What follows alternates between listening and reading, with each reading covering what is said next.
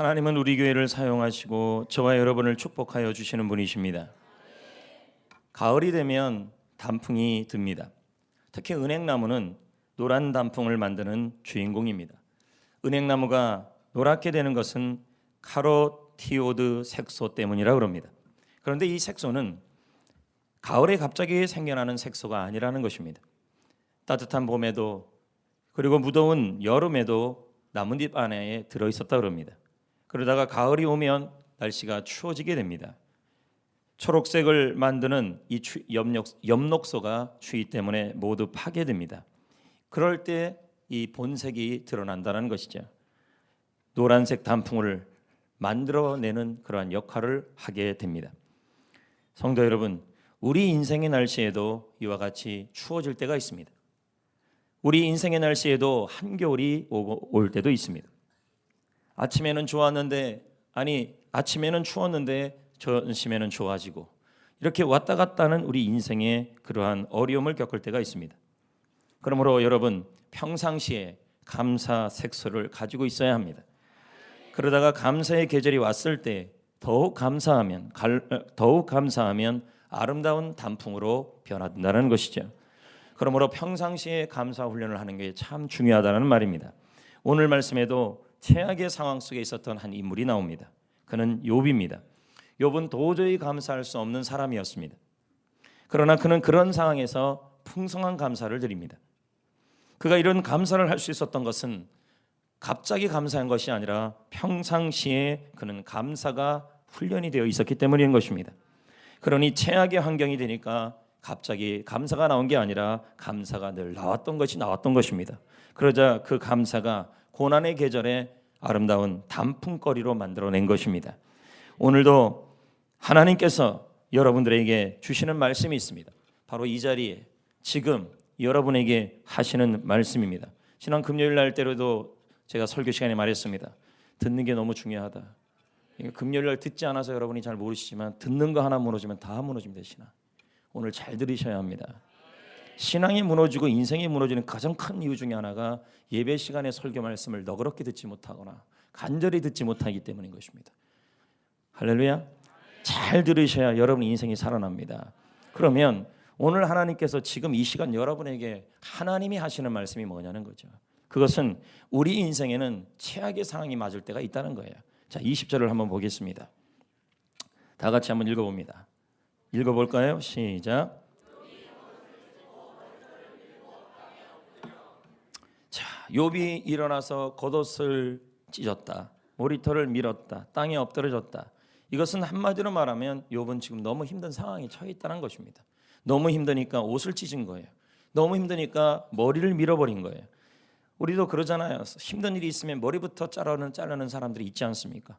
이와 같이 지금 욥이 그런 상황인데 원래 욥은 굉장한 축복을 받은 사람입니다. 여러분 욥만큼 복 많이 받은 사람이 없습니다. 양이 7,000마리, 낙타가 3,000마리, 소가 500마리, 암나기가 500마리. 그는 종도 무지하게 많았던 사람이었습니다. 자녀는 10명이나 되었으니 자녀의 복을 받은 것이죠. 그런데 그에게 불행이 찾아온 것입니다.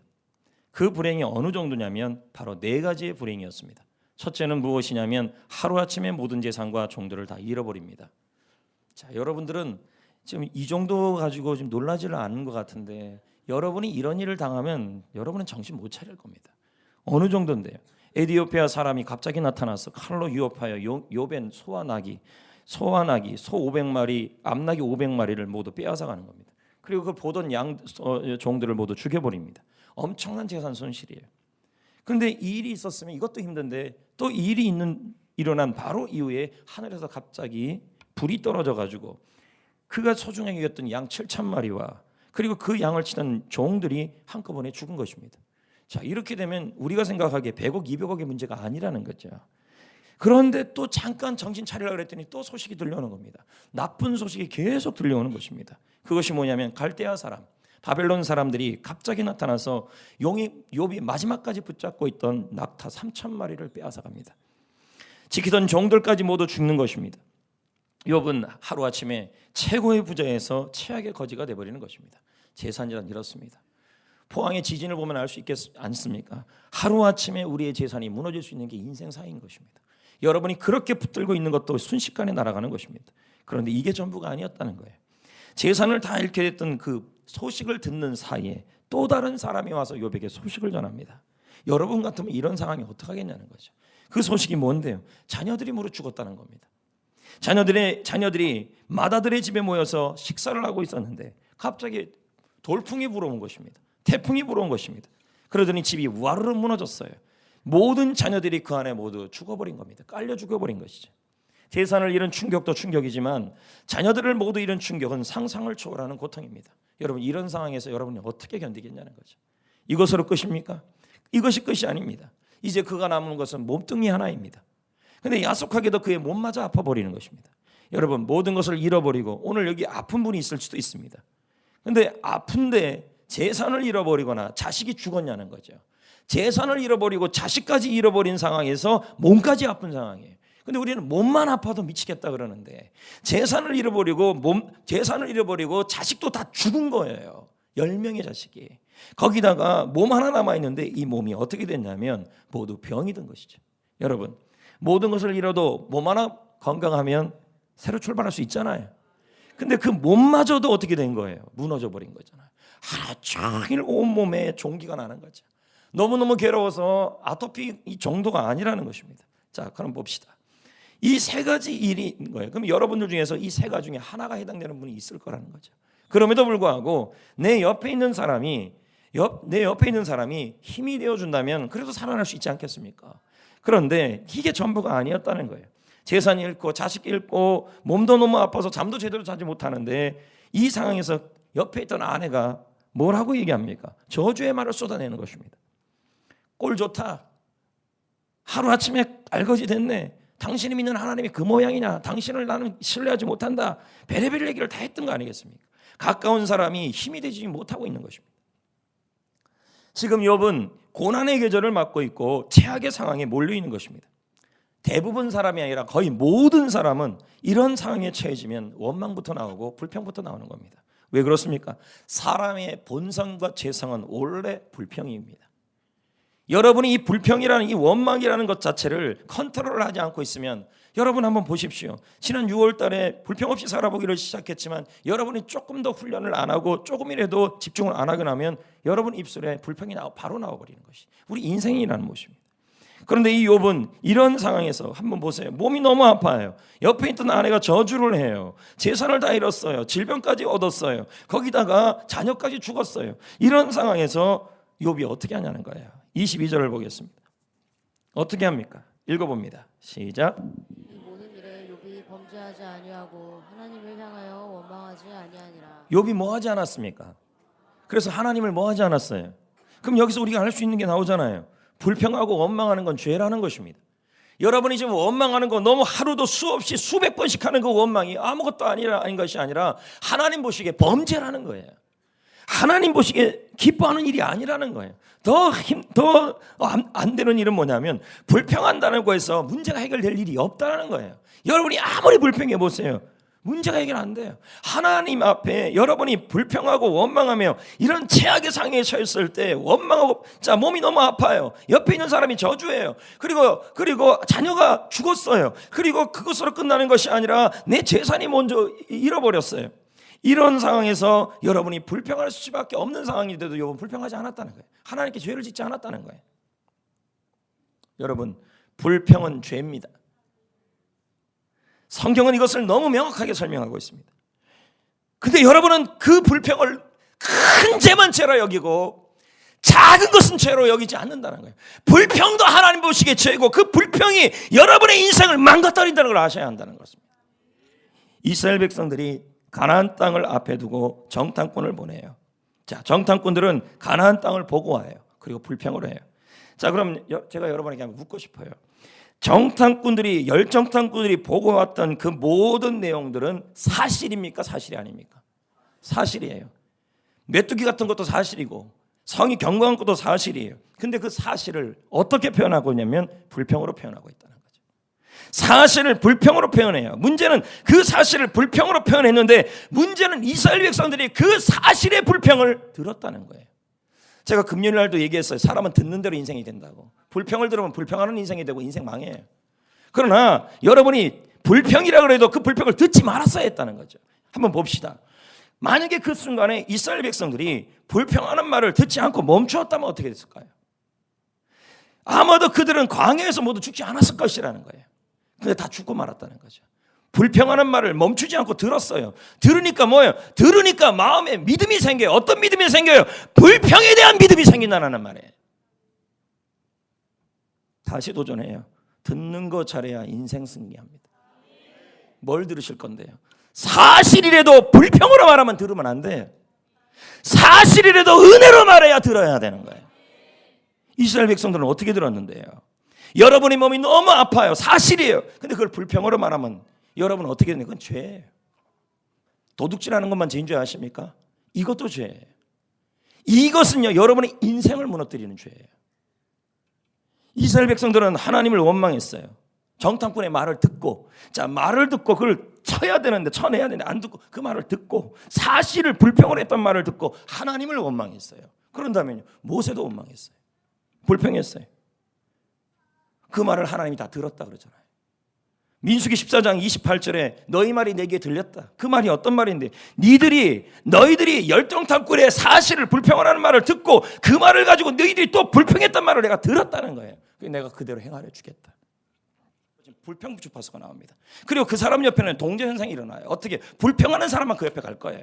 그리고 뭐예요? 불행한 일이 주파수가 맞으니까 서로가 교류하니까 불행한 일의 주파수들이 글로 가는 거예요. 그래서 이것을 심리학에서는 끌어당김의 법칙이라고 수없이 제가 얘기했잖아요. 고린도후서에 뭐라 그럽니까? 어떤 사람에게는 생명의 향기가, 어떤 사람에게는 사망의 냄새가 난다 그래요. 이게 그 얘기예요. 주파수 얘기예요. 내 옆에 있는 사람이 불평을 할 사람이, 그러니까 지금 쭉 앉아 있잖아요. 끼리끼리 앉은 거예요. 가만 보면 주파수 비슷한 끼리면 앉은 거예요. 안 봐도 여러분의 지금 영성과 영적 상태와 입술을 금방 구분할 수 있어요. 교회도 보세요. 비슷비슷한 사람들이 많이 다녀요. 거의 비슷하고 주파수가 유사해요. 그럼 무슨 주파수인데 언어의 주파수가 유사한 거예요. 라디오 맞추듯이. 내가 강력하게 감사로 거절하지 않으면 내가 영향을 받아요. 이해되시겠어요? 그래서 나도 불평하는 사람이 되고 불행한 일로 돌아가요. 그래서 병원 자주 안 가는 게 좋다는 게, 병원에 가면 불평만 하니까 사람들이 아이고 계속 이렇게. 근데 병원에서 감사하는 사람 많으면 그 병원이 살아나니. 그러니까 다보스 병원에 가면 곳곳에다 다 감사를 붙여놨더구만요. 근데 물어봤어, 이사장님한테. 이거 왜 해야 돼? 감사 릴레이 한대 거기에. 곳곳에다 감사를 다 붙여놨어요. 나의 상황이 최악의 상황이고, 최악의 상황이라 하면 불행하지는 에너지가 지금 발생되고 있는 거예요. 그런데 내가 강력하게 감사로 싸우면, 이겨내려 하면 감사할 일이 불러지는 거죠. 그래서 넬슨 칼리바 두 분의 박사가 얘기를 하는 거예요. 우리가 사람이나 환경에 감사하는 마음으로 반응하면 긍정적인 동조 현상을 끌어들인다. 아까 얘기했잖아요. 긍정적인 동조들이 일어난다는 거예요. 인생에. 물건도, 환경도, 사람도, 상황도 같은 주파수들이 몰린다는 거죠. 성경에서는 뭐라 그래요? 너희 말이 내게 들린 대로 내가 행하리라. 이렇게 되는 거예요. 감사는 덕한 감사를 불러온다. 자꾸 감사할 요소를 끌어온다. 감사하면 할수록 더욱 감사하는 마음이 생기게 된다. 그리고 감사할 기회도 많아진다. 감사가 감사를 부른다. 감사가 감사를 부른다. 힘들고 어려운 상황 여러분에 많을 겁니다. 다 사실이에요. 제발 그 사실을 사실로 말하지 마세요.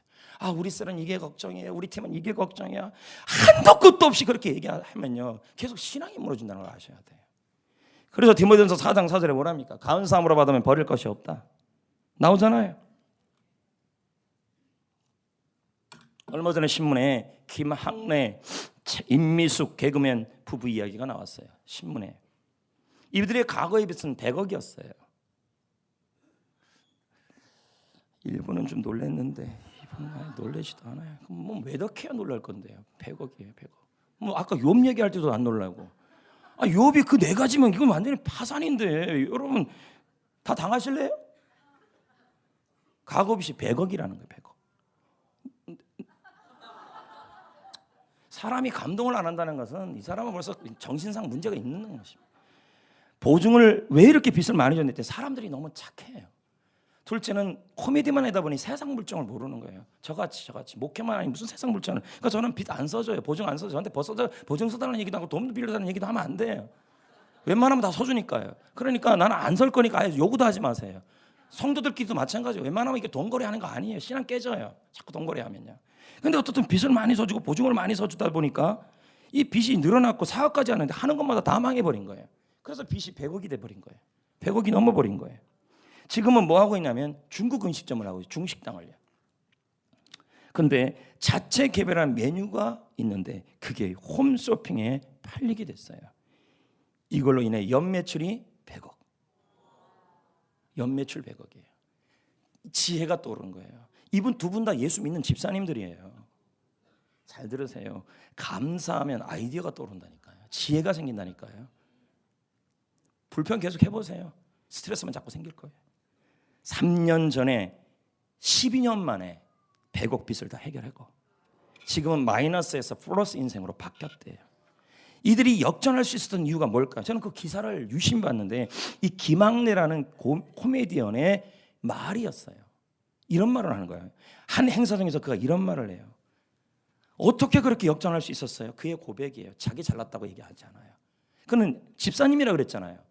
하늘의 축복입니다. 이 말은 뭘까요? 하나님이 복을 주신 겁니다 라고 얘기를 해요. 지금 나이까지 크게 쉬거나 놀거나 저는 막막한 게 없습니다. 내가 이렇게 된 건 아내 덕택입니다. 이렇게 얘기를 하는 거예요. 예. 저는 사기도 당했습니다. 그럼 막막해야 되지 않습니까? 기사 내용이에요. 그런데 저는 사기를 당할 때마다 보증설 서서 그게 다 사실인데도 그때마다 저는 이렇게 말하면서 힘을 냈습니다. 기사 내용이에요. 괜찮아. 또 뭔가를 하늘에서 하나님께서 주실 거야. 지금 사기 당했는데 그 얘기를 하는 거예요. 불평이 아니라 감사 색소가 꽉 차 있는 거예요. 이분들이 신앙생활을 옳게 못 하겠어요? 교회 나와도요? 은혜 못 받는다는 말 못 들어봤습니다. 이런 분이요. 그는 말합니다. 나는 이 고백으로 힘을 얻었고 이 고백 때문에 지금에 이르렀다.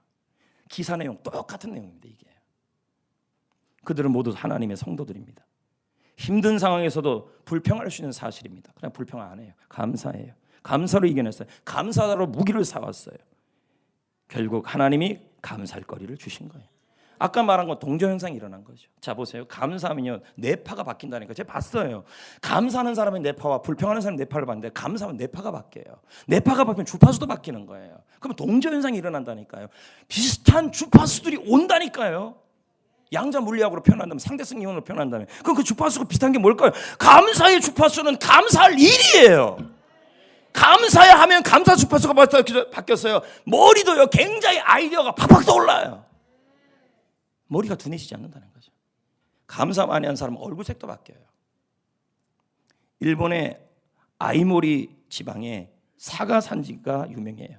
그런데 과일이 잃어갈 무렵에 갑자기 태풍이 분 거예요. 태풍이. 1991년도였습니다. 91년도에서 키웠던 사과 농사의 꿈이 태풍으로 다 날아간 것이죠.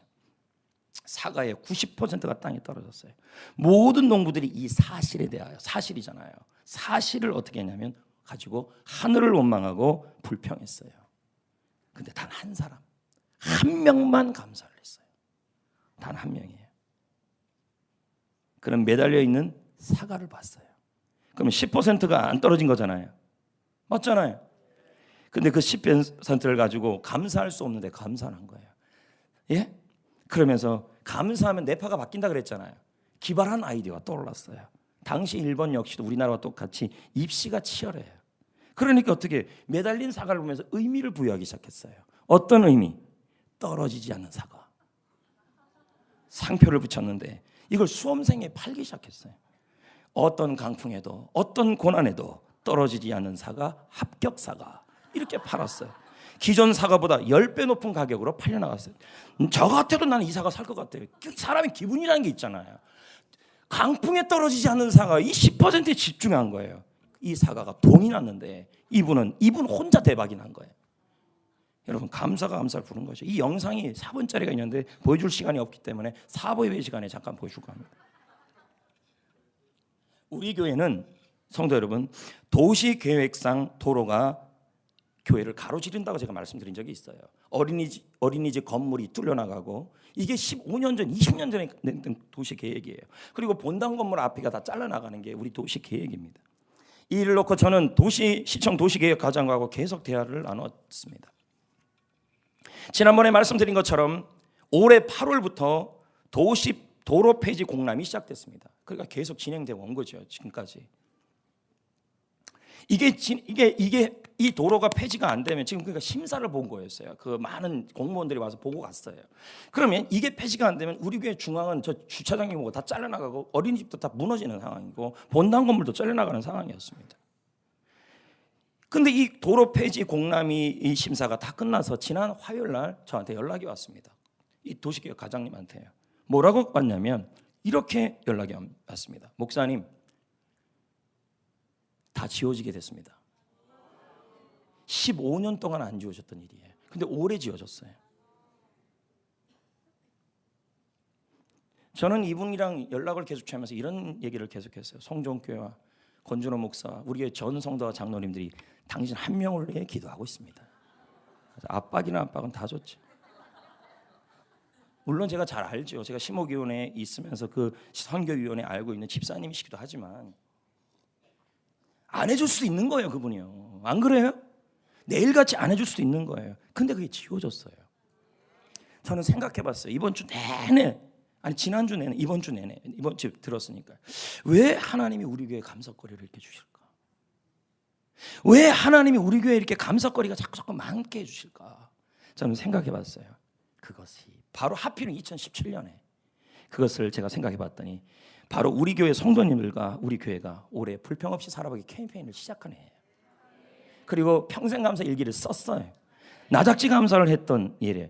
그래서 제가 보기에는 우리 성도들이 감사하고 불평을 그래도 불평 좀 많이 했는데 다른 교회에 비해서는 덜한 거예요. 왜 그러냐면 제가 우리 목사님들하고 우리 교회에서 가끔 밥도 먹고 커피도 먹을 때 보면 이 앞에 이게 있어요. 이 자리에서 불평하면 딴 자리 옮기세요. 이거 딱 볼 때마다 이런 말을 이거 좀 배우고 싶다. 그럼 왜 이런 말을 할까요? 교회마다 불평이 충만하다는 얘기예요. 그럼 우리 교회가 지금 이거 하고 있다는 말은 다른 교회에 비해서는 덜 한다는 얘기겠죠. 그리고 감사를 하고 있다는 거예요. 그래서 저는 생각해봤어요. 왜 15년도 안 됐는데, 작년도 안 했는데 왜 그 답답한 마음에 또 있었는데 왜 올해 그 사람의 마음이 열려갖고 왜 올해 이런 일이 일어났냐는 거예요. 그건 우리 모두 불평 제로 캠페인을 했기 때문에 감사를 시작하고, 여러분도 마찬가지예요. 감사가 감사를 불러요. 직장에서 도대체 뭐 할 건데요? 감사 캠페인 하세요. 감사할 일이 우리 교회, 제가 전국을 다녀보고 또 네. 하는데도 보면요, 우리 교회가 왜 이렇게 자꾸 알려주고 우리 교회 브랜드가 왜 이렇게 높여지고, 제가 이제 다다음 주에 저 부시장님하고 또 식사를 해요. 근데 왜 우리 교회가 식사하자 그러냐는 거죠. 그리고 12월에 뭔가 우리 장로님들만 알고 저만 안 아주 중요한 내용들이 있어요. 근데 우리 교회 유익이 되는 게 있어요. 근데 이게 올해 이루어져야 돼요. 그러면 그럼 우리 교회 유익되는 일이에요. 그러면 그거 이루어지려면 계속 뭐 해야 되냐면 불평 없이 살아보게 해야 돼요. 감사해야 되고. 저는 우리 교회 안에 하나님이 이렇게 많은 오늘도 구TV 이렇게 와서 촬영하고 있지만 왜 이렇게 감사거리가 많냐는 거죠. 저는 우리가 불평 제로 캠페인 했기 때문에. 지난 4주 동안에 감사 커피 릴레이도 처음 해봤잖아요. 네팔을 위한 돕는 것도 의미도 있었지만 오늘 마지막이잖아요. 그러면 어제 끝났으니까 끝나야 돼요? 계속 해야겠죠. 계속. 오늘은 이 4주 내내 받아먹기만 하고 한 번도 안 한 분도 있을 겁니다. 대체 왜 그러십니까? 하십시오. 제가 뭐라 그랬습니까? 4번만 하라 그랬어요? 5번 하라 그랬어요? 오늘까지 5번 해야 돼요. 한 명이 5번 해야 돼요. 안 한다는 건 뭐예요? 본인이 그걸 안 하고 있다는 말은 이미 그 사람의 삶이 불평이 많다는 얘기예요. 그러면요, 예배를 드려도 은혜 못 받아요. 그런 분들은요, 기본적으로 이게 실천이 안 된다는 거예요. 감사가 있는 줄 아십니까? 감사거리가 안 나온다는 거죠. 제가 참 감사한 것은 이번에 저 감사 받으면서 제가 감사한 것 중에 하나는 호산나 성가대였어요. 저한테 감사한다고 영상을 뭐 길진 않아요. 10초밖에 안 돼. 목사님 감사합니다. 나는 난생 처음 그거 받아봤습니다. 너무 감사하더라. 여러분은 뭐 그런 적 있습니까? 저한테 호빵 좋아한다고 그렇게 얘기해도 호빵은 안 사주면서. I like 호빵, I love 호빵, 완전 호빵, 머치 호빵입니다. 자, 오늘입니다. 저한테는 사줄 필요 없습니다. 서로 호빵 사주세요. 오감사 하시면서요. 왜 호빵인데요? 나는 호빵 말고는 맛있는 거 본 적이 없어요. 아닙니다. 조각 케이크도 좋아합니다. 우리 다 조각 케이크 먹어야 됩니다. 그게 더 비쌉니다. 서로 간에. 그리고 또 한 가지 제가 부탁드리고 싶은 것은 우리가 교회에서 운전하시는 분들 계시죠?